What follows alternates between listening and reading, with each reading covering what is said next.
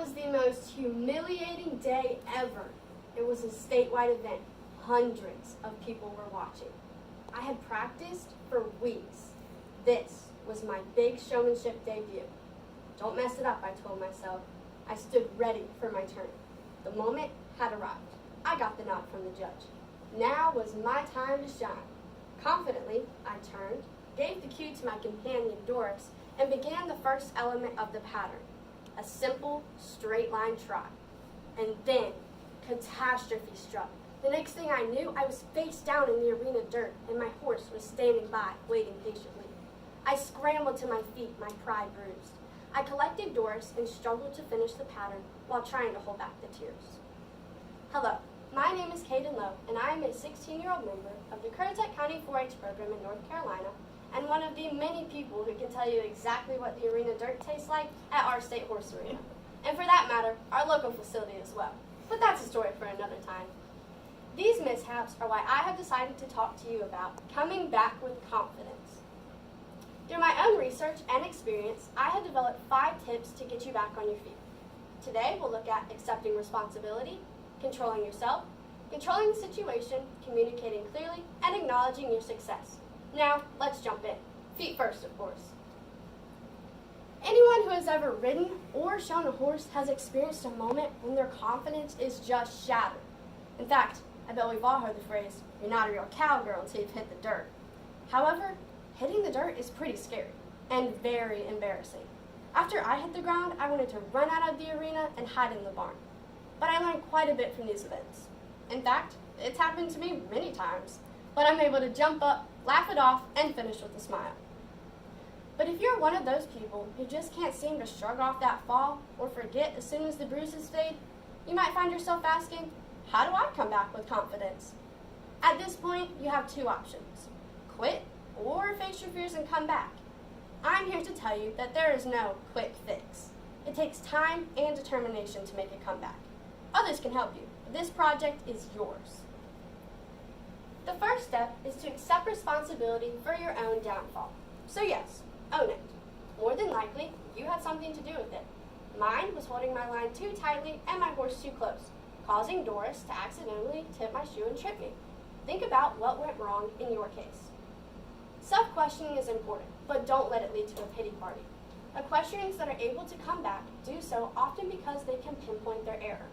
This is similar to any failure situation. In her research on how to overcome mental failures, Heather Mulder suggests that we should ask questions that point to why the failure occurred, what we can learn from it, and what we should do differently next time. Examining your behavior around horses is not easy. You have to be very honest with yourself, and sometimes that is hard because of all the emotions involved. You may need to ask someone you trust to observe and give you an honest opinion. You want to talk to someone that has your best interest at heart, but won't try to protect your feelings either. Research in sports psychology indicates that a good coach or mentor has a tremendous impact on the success of an athlete.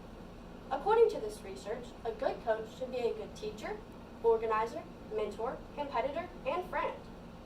Ultimately, honesty is what you're looking for. You'll know you found that person when they can share with you some positives, as well as some areas that may need improvement. After you've analyzed your experience and past history, determine if there's a pattern of behavior. Maybe your emotions played an important role. A recent study by Trosh and others revealed that horses are extremely sensitive to your moods. They read your emotions through your posture, movements, and voice. This is an influence that may be a source of ongoing tension between you and your horse. The second tip in coming back with confidence is to control yourself. Serene and sure is the way you want to be. Try to work around horses with quiet, purposeful movements and even tones. Tension and anger in yourself can be diffused through controlled breathing. Inhale deeply through your nose and exhale slowly through your mouth. Stress for your horse can be eased through what seem like silly exercises. My favorites are talking to or singing to my horse. Others may prefer to recite the alphabet or nursery rhymes. Remember, horses know the difference between joyful and angry tones. So try to control your tones and emotions so that your horse has a positive experience. The third step is to control the situation.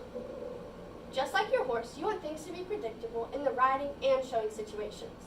In most cases, you have the power to arrange it so that things are predictable for the both of you. Learn from and work with capable horsemen and women. Check your tack to make sure that it is in good repair. Wear the appropriate protective clothing and consider all the factors that may influence your horse as you work with them, whether it is the weather conditions, his physical fitness, or as I call them, horse dragons, such as a bit of paper in the wind, the reflection in the puddle, or even the neighbor's dog. Remember, horses are prey animals with a natural fight response. Unwelcome surprises may trigger this response and render your training session ineffective. The two most important things to remember are to be flexible and honest enough to admit when things aren't going in a useful direction. If you and your horse are growing more tense by the minute and things are slowly sliding out of control, then try another approach to get results. Also, be willing to give up a horse whose temperament or level of training is unsuitable for you, and select a more appropriate mount. This is not easy. I've been there. In fact, this is my second go-round with Doris. Knowledge is truly power when working with horses, so try to acquire as much knowledge as possible. Know proper safety techniques. Get comfortable handling your horse on the ground. Study training techniques that will give you options to get to a final goal. After becoming a diligent student of equine behavior, you'll discover that horses aren't really so unpredictable or frightening. The fourth step is to communicate clearly. Just as horses read your body language through your posture, movements, and voice, you read theirs through their eyes, ears, tensing of certain muscles, and body posture. When grooming your horse, study what makes him or her tick and adjust your body language to convey a positive message. Communication between horse and rider is extremely important in boosting a rider's confidence. According to research in the 3rd edition of The Horse, the most effective method of communicating with horses is through the sense of touch and hearing. Inconsistent communication with these cues will lead to confusion for your mount. So aim for clear aids and appropriate body language so that when you speak, your horse can't help but listen to your every cue. The 5th step, finally, is to acknowledge your success.